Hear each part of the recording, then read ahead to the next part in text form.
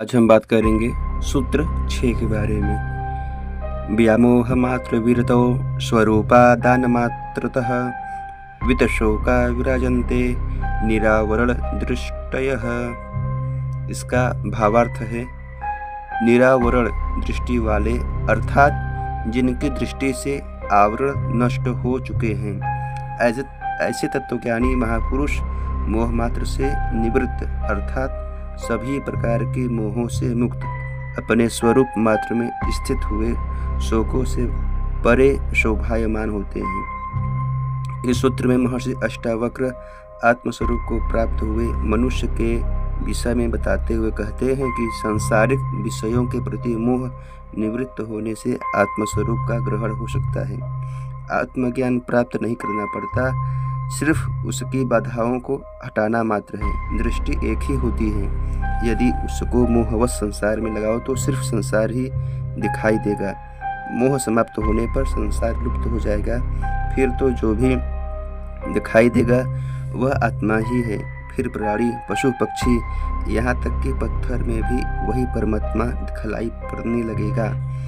ऐसे आत्मस्वरूप के ग्रहण मात्र से मनुष्य सभी प्रकार के संघर्षों से पार होकर वितशोक वाला और निरावरण दृष्टि वाला हो जाता है। फिर वह सभी को सीधा दिखता है। मोह, स्नेह, राग, ईर्ष्या, प्रेम, घृणा की दृष्टि से नहीं दिखता, उसकी सत्य दृष्टि बन जाती है। वह स्वयं सत्य रूप बन जाता है। ऐसा महापुरुष ही सुशोभित होता है। सूत्र 7 है समस्तं कल्पनामात्रम् आत्मा मुक्तः सनातन इति विज्ञाय धीरः ही किम अभ्यस्यति बालवत्।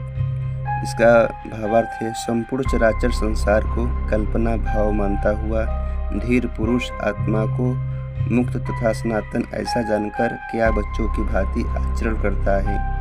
हाँ, उसका आचरण बच्चों की भांति सहज हो जाता है। जो धीर होते हैं वह बच्चों की भांति व्यवहार नहीं करते। बच्चों के व्यवहार को अगर आपने देखा होगा तो आप यह जानते होंगे कि वह जो भी लोगों को करते हुए देखते हैं उसे करने की चेष्टा करते हैं, बिना यह सोचे समझे कि वे ऐसा क्यों कर रहे हैं और उनसे ये होगा भी या नहीं। फिर भी वे अभ्यास करते हैं। परंतु जो धीर होता है जानता है कि यह संसार कल्पना मात्र है तथा आत्मा नित्य मुक्त है, सर्वदा रहने वाली है, न ही जन्म लेती है और न ही मरती है। वह बालवत व्यवहार क्या करेगा। ऊपर दिए गए सिद्धांतों को हम दूसरे तरह से समझते हैं। इस सूत्र में महर्षि अष्टावक्र ने बालवत आचरण इस शब्द का उपयोग ना समझी के अर्थ में किया है। बच्चे अक्सर रेत का घरौदा बनाते हैं और उस रेत के घर को अपना ही घर कहते हैं। वह उस रेत के घर को नित्य और सदैव रहने वाला मानते हैं, यहाँ तक कि उसके टूटने पर रोते हैं, चिल्लाते हैं। उस घर के टूटने पर क्या रोना, क्या चिल्लाना, क्योंकि उसका आधार ही कोई नहीं होता है, उसे टूटना ही होता है। धीर इस बात से भली भांति परिचित होता है। वह जानता है कि यह जगत कल्पना का परिणाम है। इसका स्वभाव है बनना, बिगड़ना, फंसना, छूटना, जबकि आत्मा शाश्वत है, सभी प्रकार के बंधनों से परे है। उसके ऊपर इस जगत के बनने बिगड़ने का कोई असर नहीं होता है। वह जगत के टूटने बनने से अस्थिर नहीं होता। अस्थिरता बच्चों का स्वभाव होता है, जबकि स्थिरता निश्चय धीर पुरुष का। इसलिए धीर बालवत व्यवहार क्यों करेगा। जो अभ्यास करके सीखा जाता है वह स्वभाव नहीं होता, वह आरोपित स्वभाव होता है, बाहर से जबरदस्ती अंदर फेंका गया स्वभाव।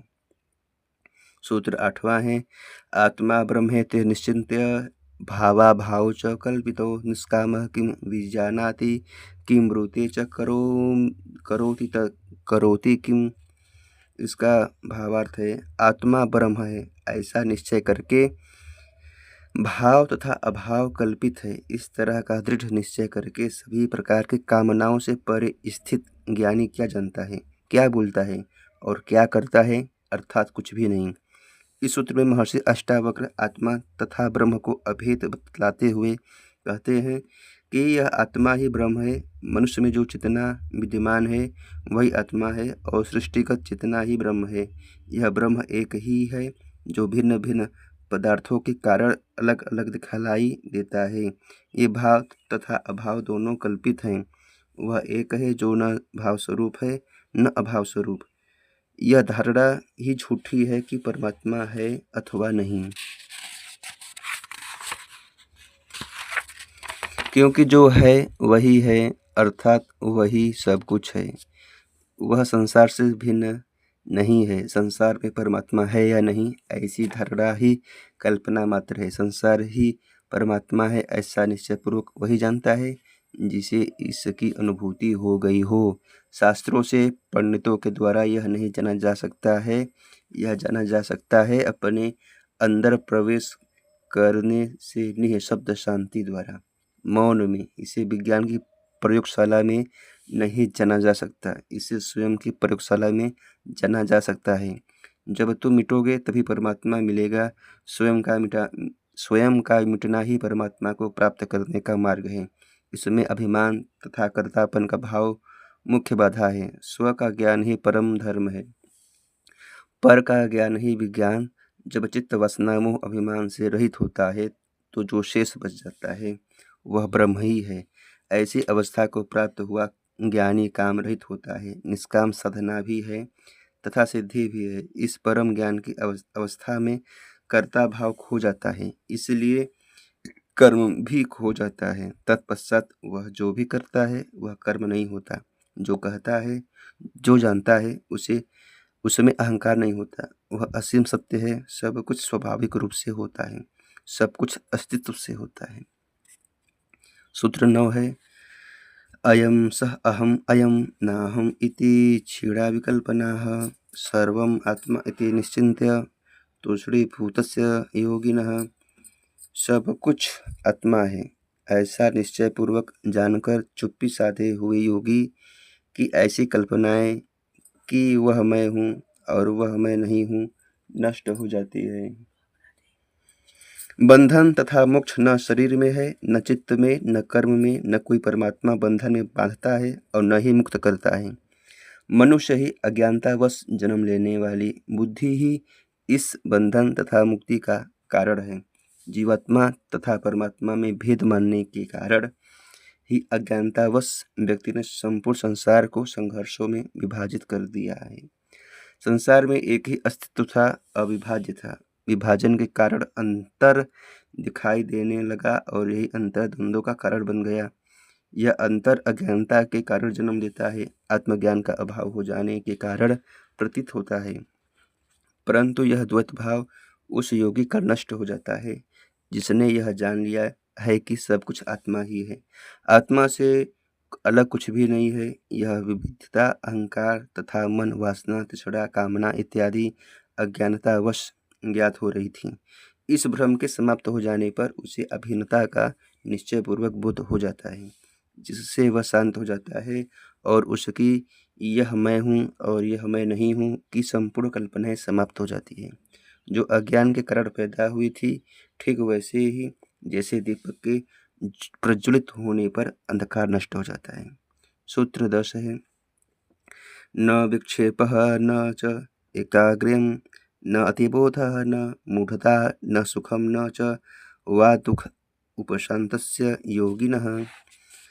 इसका भावार्थ है, परम शांति में स्थित योगी को न ही विक्षेप होता है, न ही वह एकाग्र होता है, न वह परम ज्ञान रूप होता है और न ही मूढ़ होता है।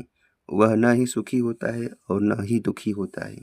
मन में निरंतर संकल्प विकल्प उठते ही रहते हैं। संसार के अस्तित्व का कारण यही संकल्प विकल्प है, परंतु परम शांति में स्थित योगी का चित्त इन संकल्प विकल्पों से मुक्त होकर पूर्ण रूप से शांत हो जाता है, जिससे चित्त के संपूर्ण गुण दोष मिट जाते हैं।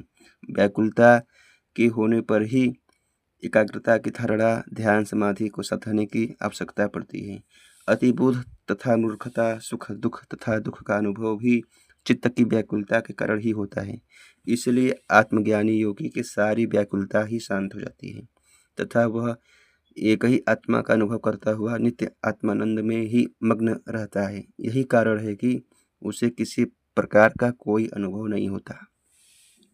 सूत्र 11 है, स्वराज्ये भक्ष्यवृत्तौ च लाभालाभे जने वने निर्विकल्पस्वभावस्य न विशेष अस्ति योगिनः। इसका भावार्थ है, स्वराज्य में भिक्षावृत्ति करने पर लाभ हानि में लोगों के बीच, वन में ऐसे योगियों का जिनके सभी विकल्प समाप्त हो गए हैं, कुछ भी विशेष नहीं रह जाता है। आत्मज्ञानी के मन के सारे संकल्प विकल्प मिट जाते हैं।